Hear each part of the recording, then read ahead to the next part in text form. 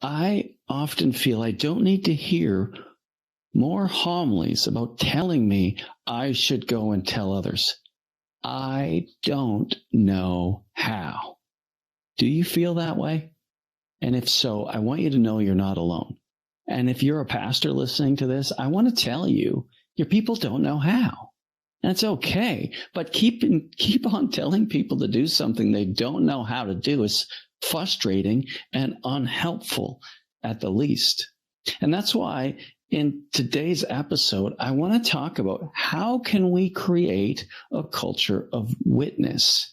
Because if we do that as a parish, it will be far easier for people to then spill out into the other parts of their life, sharing their story. But if we're not doing that in our parish context, the likelihood of them being able to do that outside the parish is zero. Welcome to the Huntley Leadership Podcast, helping leaders be a positive catalyst in the people they support, the organizations they serve, and the communities they live. This podcast will make you think, laugh, and grit your teeth with new determination to make your parish or business a place of transformation, passion, and purpose. If you're still breathing, you are powered for impact. Hi, welcome to the Huntley Leadership Podcast. I'm Ron Huntley. I'm not only your host, I am also your guest. This is a solo cast. I want to talk to you today specifically about creating a culture of witness in your parish. What does that look like? Why would you want to do it? It's funny, when you hear the Great Commission, go and make disciples of all nations, the first thing I think of is how? I don't know how. Growing up as a Catholic boy, I would hear the scriptures being read of miracles, of lives being transformed. We'd sing songs about it. We'd hear homilies about it. Yet I never once saw it. I didn't see us doing it. I didn't see changed lives. In fact, if I'm honest, I'm not even sure we expected to see changed lives. I often feel I don't need to hear more homilies about telling me I should go and tell others. I don't know how. Do you feel that way? And if so, I want you to know you're not alone. And if you're a pastor listening to this, I want to tell you, your people don't know how. And it's okay, but keep on telling people to do something they don't know how to do is frustrating and unhelpful at the least. And that's why in today's episode, I want to talk about how can we create a culture of witness? Because if we do that as a parish, it will be far easier for people to then spill out into the other parts of their life, sharing their story. But if we're not doing that in our parish context, the likelihood of them being able to do that outside the parish is zero.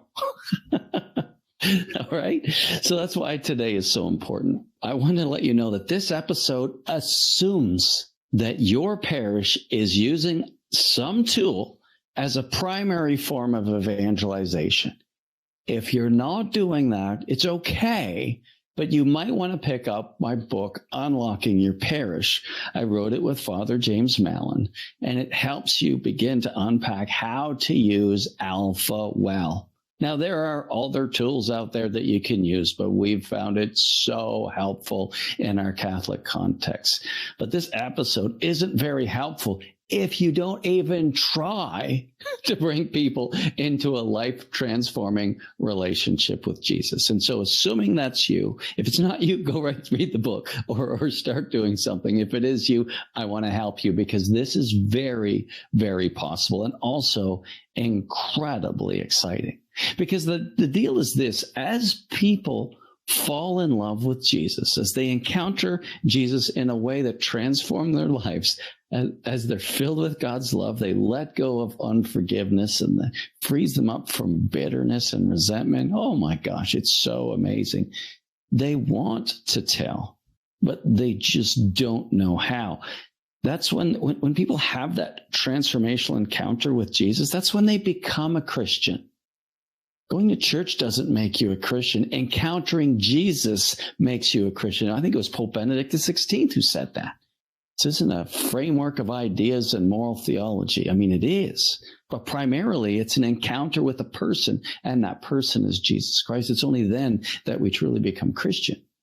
And so, in other words, that's when we become a disciple. But once somebody becomes a disciple, they need to be discipled. And that's a lifelong journey. And that's the piece where this video context makes sense. Creating a culture of witness needs to take place within our church structure so that it spills out into other parts of people's lives. So I want to answer the questions in this podcast today. Who do we ask? Where do we find the stories? What do we get people to share? What do they talk about? When do we get them to share? And how can we coach them? Those are all really important questions. I know as I fell in love with Jesus, fell in love with his church, and began to realize that God had a mission and a purpose for me within that church, I struggled because I was frustrated. I didn't know where to go. I didn't know what to do. And I remember saying to my uncle one day, Father Pat Cosgrove, where I was in his kitchen having a tea, and I looked at him, and I must have told a story of some sort. And I looked at him, I said, Father Pat, sometimes I wish I had your collar so that when I spoke about Jesus, people didn't think I was crazy. And then I began to feel sorry for myself in silence while he thought. And then he said this, Ron, sometimes I wish I had your tie, because when I talk about Jesus, people think I'm doing it because that's my job. I'm not like them, but you are. When you talk about Jesus, people listen. From that day forward, I told myself I'm never going to make excuses again. It always seems easier for other people to tell their stories and be taken seriously, don't you find? And I just realized I'm not going to make excuses anymore. I'm going to grow in this area. But if we're going to, and you remember, if we're going to create a culture of witness in your church, you have to remember what creates culture. It's what we reward and what we tolerate. And so we want to reward change lives. We want to give people an opportunity to tell their stories, because when we give people a platform to tell their stories, that's a way of rewarding that behavior or that transformation. And that's what we're trying to do. Culture, what we reward and what we tolerate. And so if we never ask people what their story is and we never give them a place to talk about it, it's never going to become part of our culture.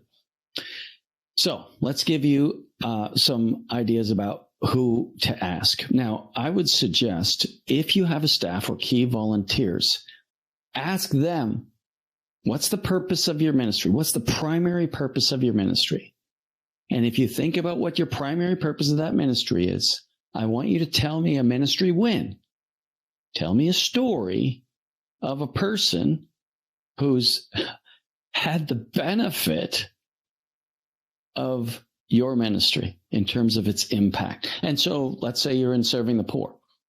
Tell me a story, and make that story have a face and a name.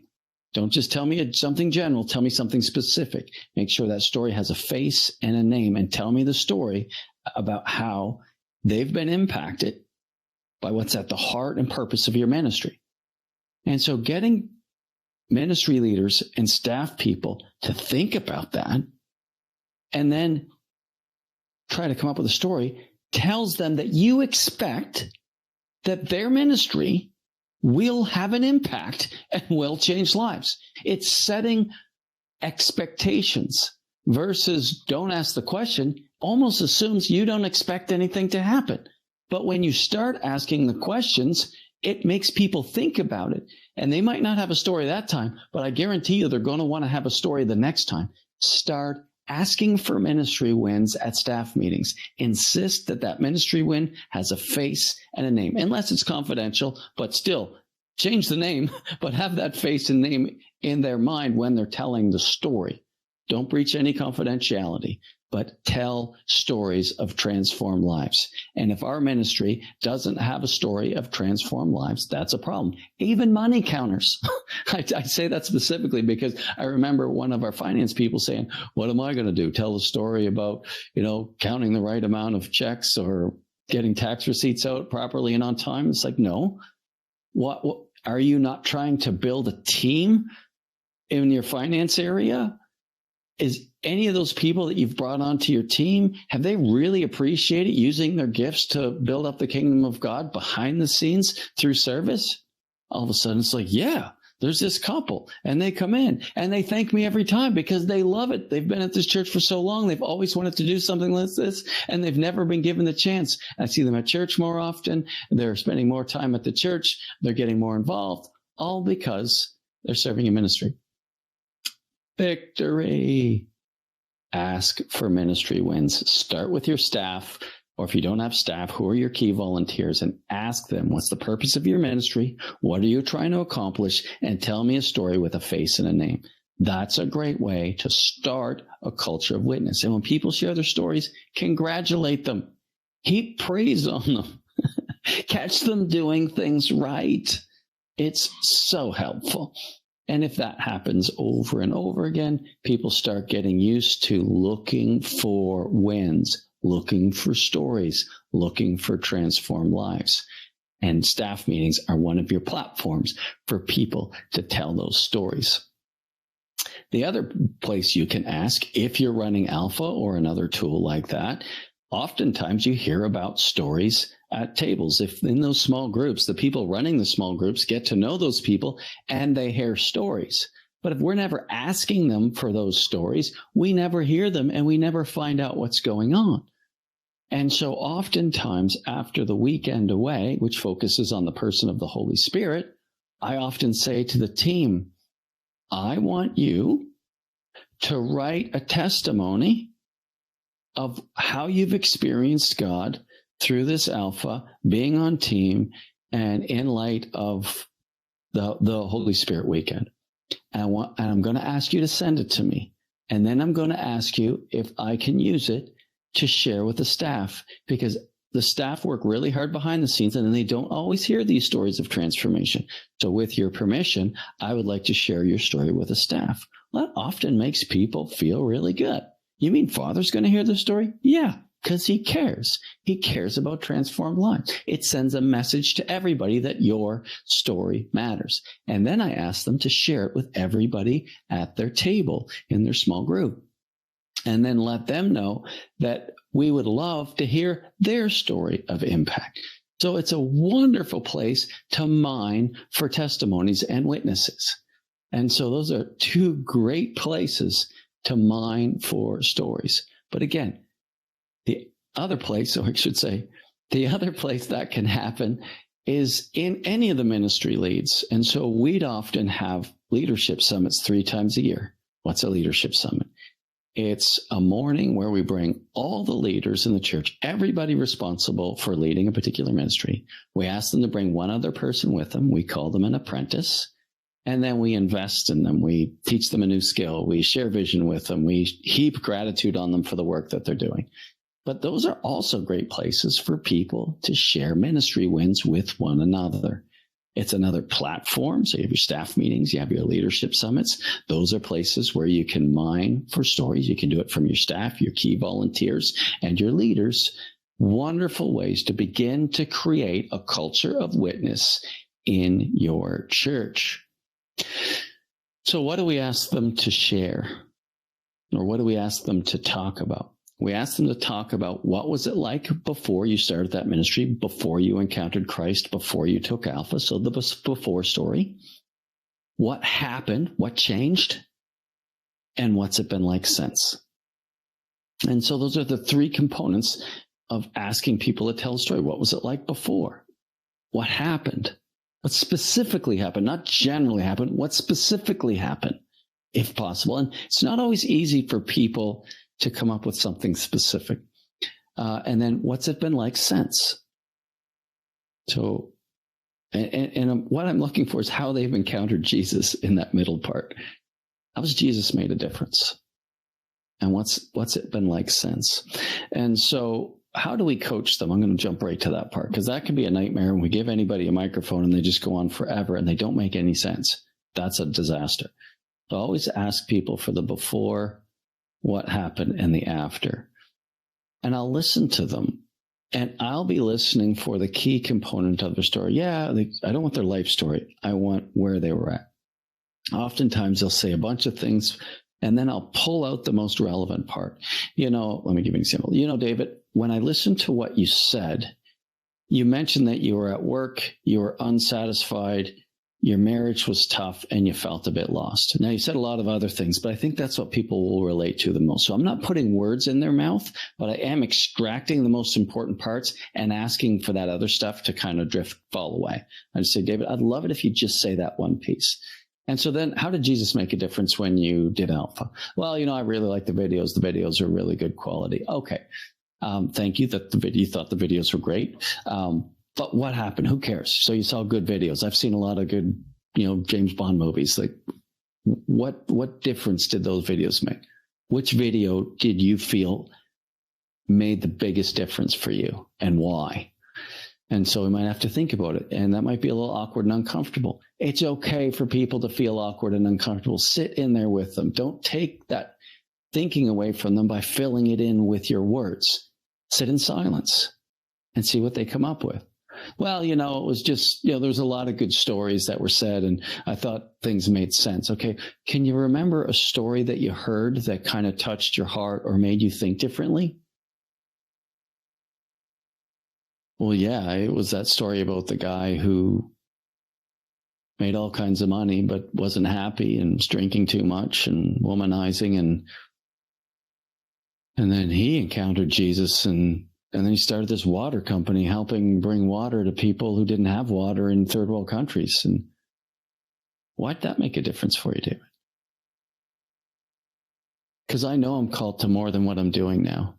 And until I heard his story, I didn't know why I felt that way. But now I know why. And I don't know what that's going to look like, but I feel like my life has purpose and I just have to figure it out. What? And so sometimes you have to dig for that specific thing. And if it's general, it's going to impact nobody. If it's specific, it's going to matter. So help people be specific.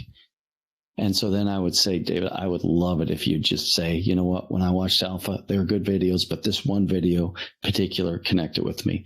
And actually it was this one story. Tell the story, tell why it meant something to you. Just tell that part. It's like terrific. And so what difference has it made? Now, this is where, I'm not asking people to be fantastical. I'm not asking people to say something that's not true in any of this. But I want to know, has it made a difference? It's like, yeah, I just spent loads and loads of time entertaining myself and scrolling through Facebook and stuff. But now I feel like I have purpose. And so I've been seeking out mentors, and I've been doing some research and reading some books on people who've really done philanthropy well and kind of found the groove. And I'm really excited to pray through that and see what God has in store for me. Oh! And so what's the before? What happened specifically, and how's Jesus made a difference? Those are the things I'm looking for, and that's how you coach them. Now, sometime if I'm going to ask people to speak, I'll hold the microphone. So if they go on and on and on and on, I'll just pull it back and say, David, remember what we talked about? Can you get to that point? or I'll just pull away and say, thanks for sharing. And so you want to give people dignity, but you also don't want to bore the living daylights out of the people that are listening. So it depends on the platform with which you're giving people an opportunity to share. So let's talk about that. When can people share? So they can share at staff meetings. They can share at leadership summits. They can share in your one-on-one meetings that you might have with your key people or your team. They can share in a written form after the end of a ministry season. You could ask people in your ministry, distributing the Eucharist, what's been the biggest impact that distributing the Eucharist has had on you this year? Where have you encountered Jesus in your ministry this year? Tell me a specific story and what difference it made. And you could just ask people to write that and send them to you. And if they're really good, ask them, may I have your permission to share that with Father and the staff? They would love to hear your story. And so I always ask for permission to share, because I wouldn't share if people didn't give me permission. But oftentimes they're flattered that anybody else would care. And I'm thinking to myself, there's few things I care about more than people's transformation stories and how they've encountered Jesus, whether it be for the first time in ministry or something deeper on a retreat or what have you, or at Mass or what have you. And so you can mine for that. At the end of, at leadership summits, at the end of your ministry season, if you're running Alpha, it's actually a part of Alpha. You should be asking people for their testimonies. Part of Alpha is having a celebration dinner. Every time there's a celebration dinner, I go to 3 people. I ask them those questions, and I ask them if they'll speak about that live. I'm going to interview them, and I give 3 different or 4 different testimonies live at the celebration dinner in front of everybody. And for so many of those people, it's the very first time they've done it. It's so empowering for them. They get so much encouragement from the Alpha team members. And when you tell your story, it grows your faith. And there's one person at every church that gets to tell their story in so many different ways over and over and over again, and it's the parish priest. And in most churches, nobody else is ever even asked, nor are they given a platform to share their story. No wonder we have such little faith, and no wonder people aren't telling their story beyond the pews, because they're never given opportunities in the context of their parish. And that can change with you. And so make that a goal. The other place they can share is if you're getting ready to promote your next season of Alpha, invite people up to share their story. When I do that, I often get a few different sources. I often get somebody young, because that's helpful, and maybe somebody who never had faith before, because that's fantastical. We're not used to seeing people who didn't have any faith at all come to Jesus in the Roman Catholic context and then start coming to church. It's like, what? So many churches, they don't have any new converts in the year. And so that's really cool. But one of the other witnesses that I love getting is that cranky old Catholic, the guy that never wants to do anything. He's a curmudgeon. The guy that said no 1,000 times, but finally came because people kept asking him, and he thought, finally, I'll go, just to shut people up. And he comes and it transforms his life or her life. And that happens all the time. And when they get up there and give their testimony, all the other cranky Catholics go, oh no, they got to him. Where's my excuse? It's such a powerful witness. And the other testimony I love getting is somebody who's asked somebody and they came and their life was transformed. What was it like to be used by God to invite for somebody to encounter, knowing full well that you're the vehicle that God used to bring that person closer to himself? What was that like for you? Because it gives people the courage to then invite to whatever tool you're using for evangelization. We also do the same thing for the stewardship. We have a stewardship drive every year to continue to fund the mission and invite people into generosity, because if you raise disciples, you raise givers, and giving is a part of being a disciple. And so we often get people to testify to what it's like to tithe. The T word. Imagine in the Catholic context, yes, to give 10% of your earnings to Christ, and to do it with gladness, with a joyful heart. That's what we want to create, isn't it? Of course it is. We want to help people detach from the hold that money has on them and the fear. No better way of doing that than generosity. And so to get testimonies from people just like the people in the pews who've done that, and the difference that's made in their faith life and their walk with Christ is so important. That's another platform where people can share their stories. I'm a huge fan of Connect Groups. Connect Groups are where Alpha alumni go to connect and grow post-Alpha. It's where they continue to grow, to be useful. And one of the ways that they grow to be useful is in Connect Groups, people give the talks. The people in the Connect group give the talks. And so you're not just telling your life story, because you can only do that once. You're telling faith stories in the context of your fatherhood, in the context of your job, in the context of your faith journey, in the context of your biggest disappointments, in the context of what you've learned in the last 3 years. And so people are constantly given a platform with which they can give a 15-minute talk that's focused on Jesus and some component of their life that they can break open. It's so cool to see people grow in their faith. I remember a friend of mine who teaches law. And when I first met him, always a wonderful person, but a tiny bit skeptical.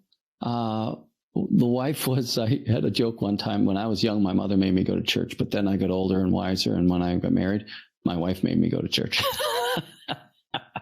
I thought that was the best joke. But he never saw himself as overly spiritual. He was a bit of a skeptic.